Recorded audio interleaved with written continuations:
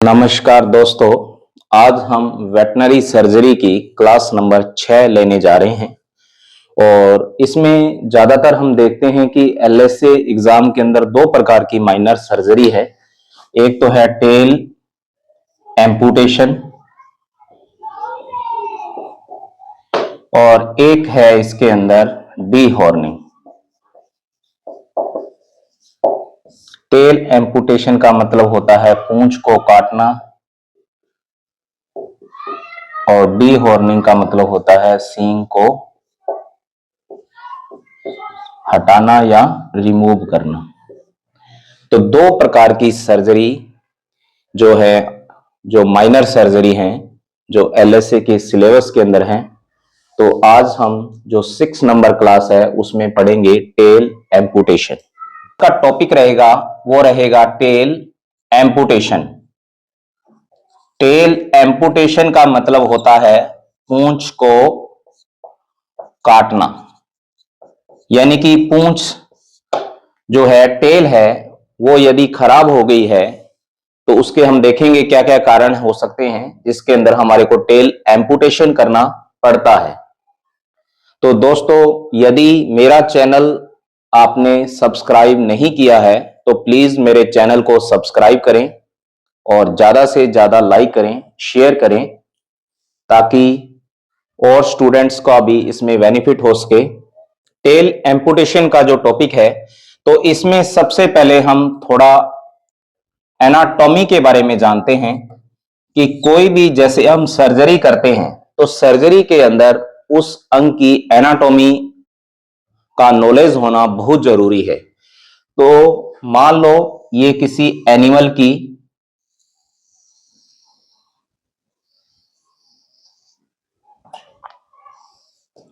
पूंछ है और पूंछ में आप सभी लोग जानते हो कि छोटी छोटी क्या होती है इसके अंदर, वर्टिब्रा।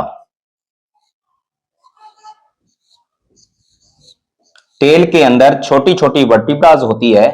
तो सबसे पहले हम इसके अंदर जाने कि पूंछ के अंदर सबसे बाहर की जो परत है वो किसकी है, इसके अंदर स्किन अर्थात त्वचा। उसके बाद इसके अंदर आती है यहां पे मांसपेशियां, मांसपेशियां अर्थात मसल्स। और उसके बाद इसके अंदर लेयर आएगी फेशिया की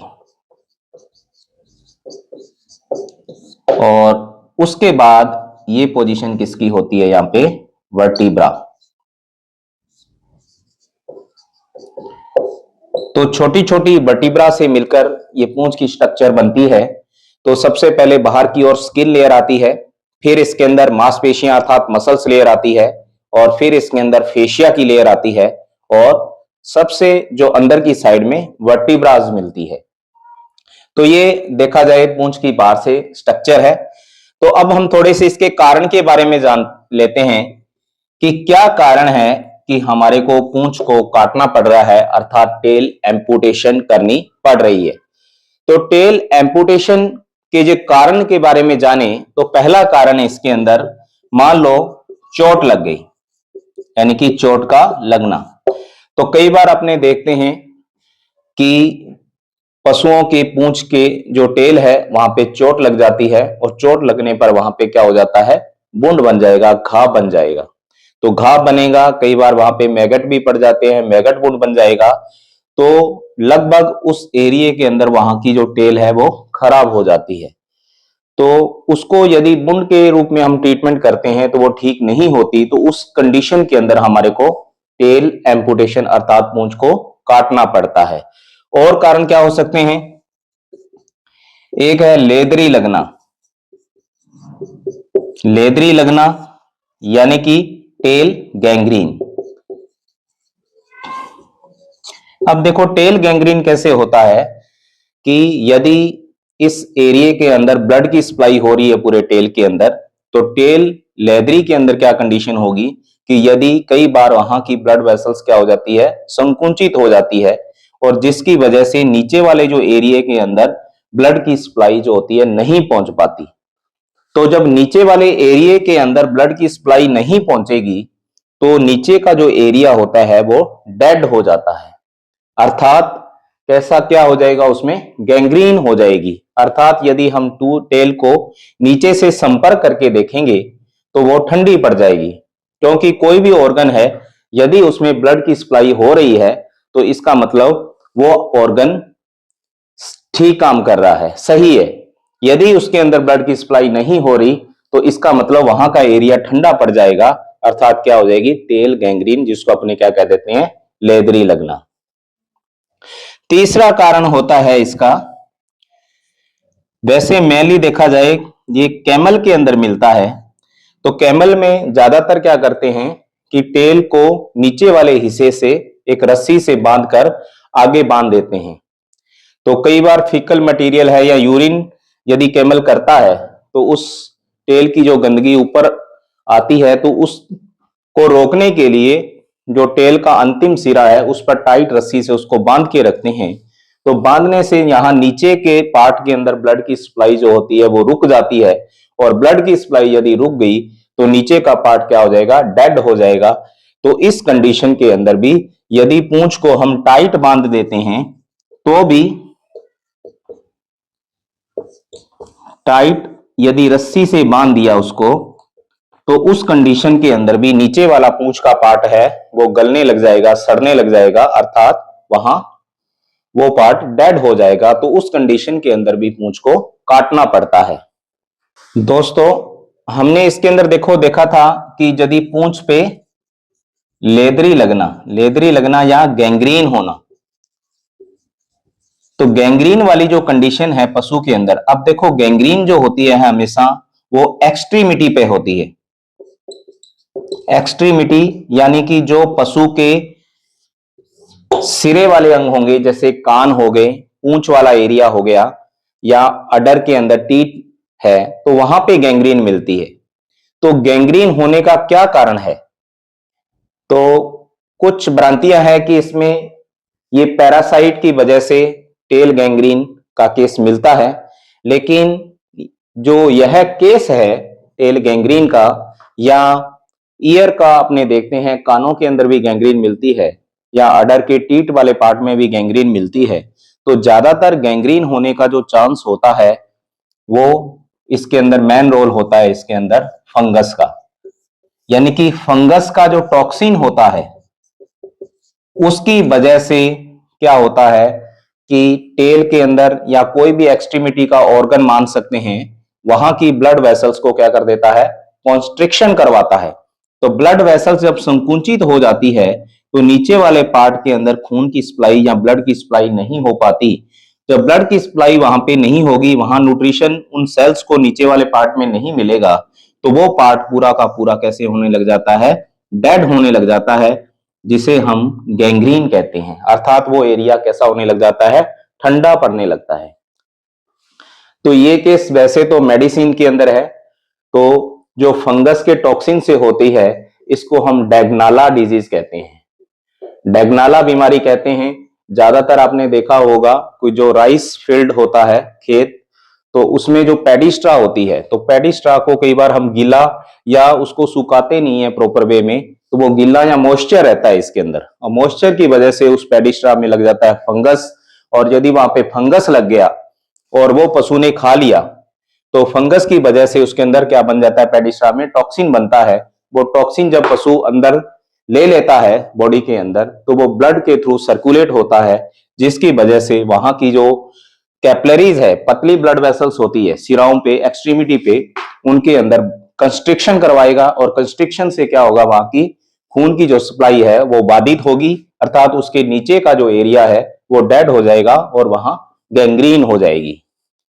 यदि आप डैगनाला बीमारी पर आप इस वीडियो को देखना चाहते हो तो मेरे YouTube चैनल पर यह वीडियो आपको देखने को मिल जाएगा पूरे डिटेल से, कि डैगनाला डिजीज जो होती है वो कैसे होती है, क्या क्या उसके सिम्टम्स आते हैं, और उसका हम पूर्णतया इलाज कैसे कर सकते हैं। इसका वीडियो मेरे चैनल पे आपको मिल जाएगा। तो अब हम देखते हैं इसके अंदर कि सबसे पहले टेल एम्पुटेशन हम करेंगे, तो उसके लिए पहला जो स्टेप होता है वो पशु को रिस्ट्रेन करना। रिस्ट्रेन का मतलब होता है पशु को काबू करना। तो काबू करने के लिए सबसे पहले प्रॉपर वे में पशु को रिस्ट्रेन करते हैं। तो यह जो ऑपरेशन है टेल एम्पुटेशन का, तो यह ऑपरेशन हम देखो पशु की खड़ी अवस्था में भी कर सकते हैं या पशु को बैठाकर, यानी कि उसकी बैठी अवस्था के अंदर भी टेल एम्पुटेशन का ऑपरेशन हो सकता है। और इसके अंदर जो नेक्स्ट आता है एनेस्थीसिया। अब देखो एनेस्थीसिया इसके अंदर अपने क्या देंगे यदि हमारे को टेल एम्पुटेशन करना है। तो इसमें देखो टेल एम्पुटेशन के लिए हम किसका यूज करते हैं, लोकल एनेस्थीसिया का।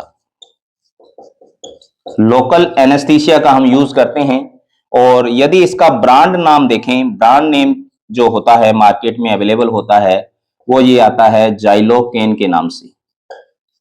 जाइलोकेन 2% के नाम से मिलता है। यदि इसकी साल्ट की बात करें तो इसमें साल्ट होता है लिग्नोकेन हाइड्रोक्लोराइड। लिग्नोकेन हाइड्रोक्लोराइड इस इंजेक्शन का साल्ट होता है। ये लोकल एनेस्थीसिया जो होता है, ये यदि किसी बड़े पशु के अंदर, गाय या भैंस के अंदर हमारे को पूंछ को काटना है तो इसकी डोज की बात करें तो इसको 5 से 10 ml इसका हम यूज कर सकते हैं। अब बात आती है कि लोकल जो एनेस्थीसिया है इसको एपिड्यूरल हमारे को देना है। तो सबसे पहला क्वेश्चन इसके अंदर यही आता है कि जब टेल एम्पुटेशन करेंगे तो किस प्रकार का एनेस्थीसिया दिया जाता है। तो वो दिया जाता है इसके अंदर एपिड्यूरल। एपिड्यूरल एनेस्थीसिया देते हैं और जिसमें किसको यूज करते हैं, अपने लोकल एनेस्थीसिया को। और लोकल एनेस्थीसिया का ब्रांड नेम आता है जाइलोकेन 2%। और यदि साल्ट की बात करें तो साल्ट आता है इसके अंदर लिग्नोकेन हाइड्रोक्लोराइड। अब आता है कि ये एपिड्यूरल एनेस्थीसिया जो है इसकी साइट क्या है, ये कहां पे लगाएं। तो ये देखो टेल आपको दिखाई दे रही है, टेल के अंदर वर्टिब्रास है और ये वाली जो वर्टिब्रा होती है इसको बोलते हैं हम कॉक्सीजियल वर्टिब्रा। कॉक्सीजियल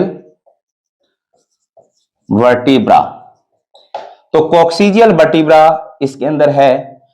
और जो आगे का एरिया आएगा पशु के अंदर तो ये वाला एरिया कहलाता है सैक्रम। सैक्रम से पहले क्या आ जाएगा, लंबर। तो यह एनेस्थीसिया जो है वो लास्ट सैक्रम और फर्स्ट कॉक्सीजियल यानी कि टेल का जो बेस है, आधार भाग है, वहां पे क्या मिलेगा अपने को, फर्स्ट कॉक्सीजियल वर्टिब्रा। और जो सैक्रम वाला एरिया है तो ये इधर से स्टार्ट हुआ तो इसकी ये लास्ट वर्टिब्रा हो गई सैक्रम की। तो लास्ट सैक्रम और फर्स्ट कॉक्सीजियल वर्टिब्रा के बीच का जो स्पेस होता है वहां पे लगाया जाता है एपिड्यूरल।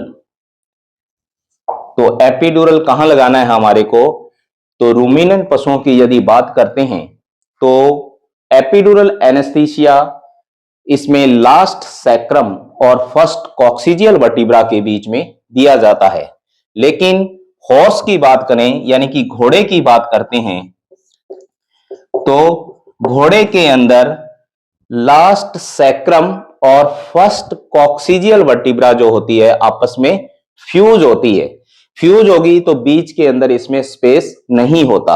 अब बीच में स्पेस नहीं होगा तो हम इसमें लोकल एनेस्थीसिया अप्लाई नहीं कर सकते। तो अब इसके अंदर घोड़े के अंदर या हॉर्स में कैसे लगाएंगे, तो हॉर्स के अंदर जब लगाते हैं तो फर्स्ट और सेकंड कॉक्सीजियल वर्टिब्रा के बीच का जो स्पेस होता है वहां पे लगाया जाता है एपिड्यूरल एनेस्थीसिया।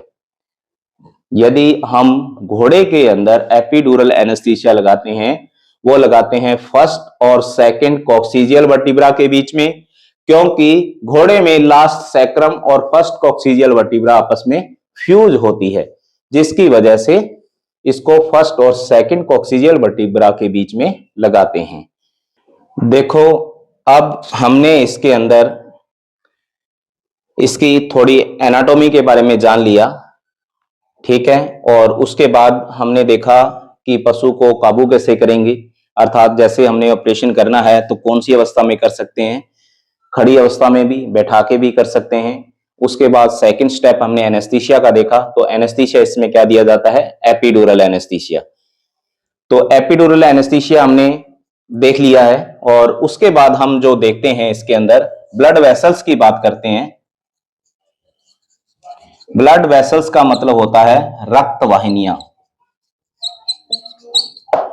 तो ये इसके अंदर इंपॉर्टेंट है। तो टेल की बात करें, पूंछ के अंदर 3 प्रकार की रक्त वाहिनियां होती है। यानी कि यदि पूछा जाए कि number of blood vessels in tail, तो वो कितनी होंगी इसके अंदर, 3। तो ब्लड वेसल्स अर्थात रक्त वाहिनियों की संख्या जो होती है टेल में, वो कितनी होती है, 3। अब इस 3 के अंदर देखा जाए तो इसके अंदर होती है कॉक्सीजियल आर्टरी, या आर्टरी को बोलते हैं धमनी। और एक होती है इसके अंदर कॉक्सीजियल वेन। वेन का मतलब होता है सिरा। देखो, कॉक्सीजियल आर्टरी की यदि संख्या पूछी जाए तो वो कितनी होती है, 1। और कॉक्सीजियल वेन कितनी होती है इसके अंदर, 2। तो एग्जाम के अंदर कई बार क्वेश्चन आता है कि टेल के अंदर ब्लड वेसल्स अर्थात रक्त वाहिनियों की संख्या कितनी है, 3। यदि कॉक्सियल आर्टरी अर्थात कॉक्सियल धमनी की संख्या पूछी जाए तो 1। और यदि कॉक्सियल वेन या कॉक्सियल सिरा की संख्या पूछी जाए तो 2 होती है।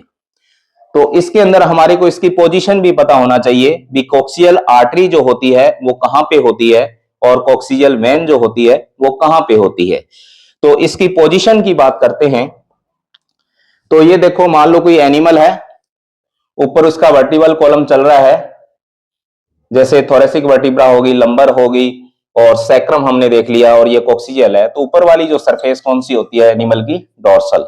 और जैसे एनिमल खड़ा है तो नीचे वाला जो सरफेस होती है इसकी वेंट्रल, और साइडों वाली क्या होती है इसके अंदर, लैटरल होती है। तो अब हम इसमें देखते हैं कि मान लो ये कोई टेल है, तो ये वाली जो सरफेस, आगे वाली सरफेस है, इसकी कौन सी होगी इसके अंदर, डोर्सल। और पीछे वाली कौन सी हो जाएगी, वेंट्रल। और साइडों वाली कौन सी हो जाएगी इसके अंदर, लैटरल। तो अब हम इसमें ये जानते हैं कि जो कॉक्सिजियल आर्टरी की पोजीशन होती है तो वो मिड वेंट्रल होती है। मिड वेंट्रल का मतलब होता है कि ये डोर्सल सरफेस होगी, ये होगी वेंट्रल। यानी कि वेंट्रल वाली सरफेस में भी ये थोड़ी सी डीप होती है, अर्थात इसकी पोजीशन यदि बात करते हैं तो वो कैसी होती है, मिड वेंट्रल होती है। यानी कि आर्टरी की पोजीशन होती है इसके अंदर मिड वेंट्रल। इसी प्रकार यदि कॉक्सिजियल वेन की बात करें तो कॉक्सिजियल वेन जो होती है इनकी पोजीशन होती है लैटरल, क्योंकि इनकी संख्या कितनी है, 2 है। एक तो इस साइड के अंदर लैटरल में होगी और एक इस साइड में होगी। यानी कि वेन जो होती है वो कौन सी साइड में होती है, लैटरल साइड के अंदर। एक कॉक्सिजियल वेन इस लैटरल साइड में हो जाएगी और एक कॉक्सिजियल वेन इस लैटरल साइड में हो जाएगी। तो ये तो हुई इसकी पोजीशन की बात। यानी कि कॉक्सिजियल वेन होती है वो कौन सी पोजीशन में होती है, लैटरल साइड में होती है, दोनों ओर, लैटरल साइड में दोनों ओर मिलेगी और एक एक दोनों ओर होंगी। तो इस प्रकार से इसकी ये होती है पोजीशन। देखो, अब हम देखते हैं कि इसकी पूंछ काटने की जो विधि होती है वो क्या होती है। तो सबसे पहले हमने देखा थे इसके कारण, यदि मान लो पूंछ की लेदरी लग गई या चोट लग गई तो पहले वो हिस्से को डिटेक्ट करेंगे कि कहां से अपने को पूंछ को काटना है। मान लो यहाँ पे इस एरिया के अंदर बड़ा सारा वुंड हो गया है, या ये नीचे वाला जो पार्ट है इसके अंदर गैंग्रीन हो गई है, तो यहाँ पे जो गैंग्रीन वाला पार्ट है, जो डेड पार्ट है, उससे थोड़ा सा ऊपर जाकर हम पूंछ को काटेंगे। तो अब देखो, सबसे पहला स्टेप जो होता है वो एनिमल को हमने रिस्ट्रेन किया था। सेकंड स्टेप के अंदर हम लगाते हैं इसके अंदर, पहले स्टेप के अंदर पशु को हमने काबू कर लिया था, दूसरे वाले हमने स्टेप के अंदर क्या दिया था, एनेस्थीसिया। और एनेस्थीसिया मैंने आपको बता दिया कौन सा देते हैं इसके अंदर, एपिड्यूरल देते हैं। कहां देते हैं, लास्ट सैक्रम और फर्स्ट कॉक्सिजियल वर्टिब्रा के बीच में देते हैं। और इसकी डोज का जो लेवल रखते हैं वो 5 से 10 ml, वैसे 5 ml सफिशिएंट होता है इसमें। तो अब एनेस्थीसिया हमने दे दिया। अब जो तीसरा स्टेप जो होता है उसमें हम करते हैं साइट को तैयार। साइट का मतलब क्या होता है कि मान लो यहां से ये टेल खराब है, तो ऊपर वाला जो इतना एरिया है इसका, यहां से जो टेल को हमारे को काटना है, तो उस एरिया को प्रॉपर वे के अंदर हम साइट तैयार करते हैं। तो साइट तैयार करने का मतलब इसमें यह है कि ये टेल है, इसके ऊपर बहुत सारे हेयर्स होंगे, तो उन हेयर्स को सबसे पहले हम क्लिपिंग करते हैं, बालों को काट लेते हैं। सेकंड स्टेप जो होता है शेविंग कर लेते हैं, जितने भी जो बाल हैं उनकी शेविंग से हटा देते हैं। शेविंग करने के बाद इसके बाद स्क्रबिंग करते हैं, साबुन के अच्छे घोल से उस एरिया के अंदर पूंछ को धो लेते हैं, साफ कर लेते हैं। और उसके बाद थर्ड फोर्थ स्टेप आता है इसमें पेंटिंग का, और इसके ऊपर हम एंटीसेप्टिक सॉल्यूशन अप्लाई कर देते हैं। तो उसके बाद ये हमारी साइट तैयार हो गई। और नेक्स्ट स्टेप जो साइट तैयार होने के बाद जो पूंछ हमारे को काटनी है, तो ऊपर वाले हिस्से के अंदर या बेस वाले पार्ट में यहां पे बांध देते हैं हम टॉर्निकेट। टॉर्निकेट का मतलब एक टाइट रस्सी से बांध देते हैं, ताकि ऑपरेशन के दौरान ब्लड वेसल्स पर अर्थात खून की जो सप्लाई है वो थोड़ी कम हो जाए, ज्यादा ब्लीडिंग के चांस ना हो। तो टॉर्निकेट बांध दिया, साइट हमारी तैयार हो गई है। तो अब इसके अंदर हम क्या करते हैं कि जब टेल को एम्पूट करते हैं तो इसके अंदर छोटी छोटी वर्टिब्रा होती है, क्योंकि जो बीपी ब्लेड से यहां से हम काटेंगे तो ये बीच में जो स्पेस है दो वर्टिब्रा से वहीं से कटेगी टेल। यदि हम बोन के पार्ट से ब्लेड से काटेंगे तो वो कट नहीं पाएगी। तो ये भी हमारे को ध्यान रखना है। यहां से हमारे को पूंछ को काटना है, उससे थोड़ा सा नीचे हम यू या वी शेप चीरा देते हैं, या तो यू शेप या वी शेप। ये बहुत इंपॉर्टेंट है कि टेल एम्पुटेशन के अंदर किस प्रकार का चीरा दिया जाता है, यू शेप या वी शेप। इसको देने का मकसद यही है कि इसमें स्किन का जो फ्लैप बन जाए, और ताकि उस पर हम आसानी से सूचरिंग अर्थात टांके लगा सके। तो इसलिए इसमें जो चीरा देते हैं यू शेप या वी शेप चीरा लगा देते हैं। और उसके बाद जैसे ये पार्ट क्या हो जाएगा, इसका ओपन हो जाएगा। और उसके बाद हमने जाना था कि दो इसके अंदर जो कॉक्सिजियल वेन है वो क्या होती है इसके अंदर लेटरल साइड में, तो वो हमारे को दिखेगी। तो उसको हमारे को क्या कर देना है, लाइगेट कर देना है, एक धागे से इसको बांध देना है। और इसी प्रकार से जो मिड वेंट्रल जा रही थी डोर्सल के ऑपोजिट साइड में, वेंट्रल साइड में जो कॉक्सिजियल आर्टरी थी, उसको भी हम क्या कर देते हैं, लाइगेट कर देते हैं। तो लाइगेट होने के बाद इसमें किसी भी प्रकार की कोई ब्लीडिंग नहीं होती। लाइगेशन के बाद फिर हम इसमें क्या करते हैं कि उन दो वर्टिब्रा स्पेस के बीच में से इस टेल को बीपी ब्लेड की सहायता से काट देते हैं। काटने के बाद जो स्किन के फ्लैप बचे हैं इसके अंदर, उनको अंदर हम क्या कर देते हैं, सूचरिंग कर देते हैं। अब सूचरिंग के लिए हम इसके अंदर कौन से सूचर पैटर्न को अप्लाई करते हैं, तो सूचर पैटर्न की यदि बात करते हैं तो सूचर पैटर्न इसमें यूज करते हैं हॉरिजॉन्टल मैट्रेस या सिंपल इंटरप्टेड। हॉरिजॉन्टल मैट्रेस या सिंपल इंटरप्टेड पैटर्न से हम सूचरिंग करते हैं। यदि धागे की बात करें तो धागा इसके अंदर कौन सा यूज करते हैं, नॉन ऑब्जरेबल। नॉन ऑब्जरेबल धागा इसमें यूज करते हैं, यानी कि जैसे कि इसका उदाहरण है शिल्क धागा। शिल्क धागे से हम सूचर का पैटर्न हॉरिजॉन्टल मैट्रेस या सिंपल इंटरप्टेड पैटर्न से जो स्किन का हमने यू शेप बी शेप से जो फ्लैप बनाया था उस पे हम क्या कर देते हैं, सूचरिंग कर देते हैं। तो ये इसकी प्रोसेस है, विधि है, टेल एम्पूट कैसे किया जाता है। सबसे पहले एनिमल को हमने काबू किया था, फिर हमने एपिड्यूरल एनेस्थीसिया लगाया था, फिर हमने साइट को तैयार किया, फिर टॉर्निकेट बांध दिया ताकि ब्लीडिंग ना हो। उसके बाद हमने यू और वी शेप यहाँ पे चीरा लगाया है, और उसके बाद दो वर्टिब्रा स्पेस के बीच में बीपी ब्लेड से स्पूंज को काट दिया। और उसके बाद हमने नेक्स्ट स्टेप में सूचरिंग की। सूचरिंग में जो धागा होता है वो नॉन ऑब्जरेबल शिल्क धागा होता है, और सूचर का जो पैटर्न होता है वो हॉरिजॉन्टल मैट्रेस व सिंपल इंटरप्टेड पैटर्न से सूचरिंग कर देते हैं। उसके बाद ये कंप्लीट होने के बाद इस बढ़िया एंटीसेप्टिक सॉल्यूशन इस पे लगाते हैं और टाइट बैंडेजिंग बांध देते हैं। और लगभग आधे घंटे बाद ये जो टॉर्निकेट है उसको हम खोल देते हैं। तो टॉर्निकेट खोल देंगे आधे घंटे बाद, और प्रॉपर वे में लगातार इसकी डेली हम ड्रेसिंग करके बैंडेजिंग करते रहते हैं। और साथ में पोस्ट ऑपरेटिव केयर के तौर पर देखा जाए, एक तो हमारे को इसमें क्या करनी है, डेली इसकी ड्रेसिंग करनी है। एक इसमें हमारे को एंटीबायोटिक्स इंजेक्शन का यूज करना है, 4 से 5 दिन हम यूज कर सकते हैं। साथ में हम इसमें नेसिड लगाते हैं, इसको भी हम 4 से 5 दिन या 3 दिन दे सकते हैं इसके अंदर। तो एंटीबायोटिक्स का यदि देखा जाए तो ज्यादातर हम इसके अंदर स्ट्रेप्टोपेनिसिलिन का यूज करते हैं, अर्थात डीसीआर जो इंजेक्शन आता है उसको यूज में करते हैं। तो इस प्रकार से ये टेल एम्पुटेशन की प्रक्रिया है। दोस्तों, आज हमने टेल एम्पुटेशन का पूरा वीडियो देखा और इसके अंदर यदि आपको किसी प्रकार का कोई क्वारीज है, क्वेश्चंस है आपके मन में, तो वो आप मैसेज के थ्रू अप्लाई कर सकते हैं।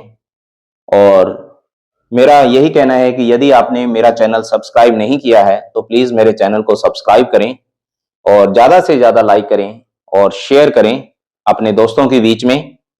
धन्यवाद।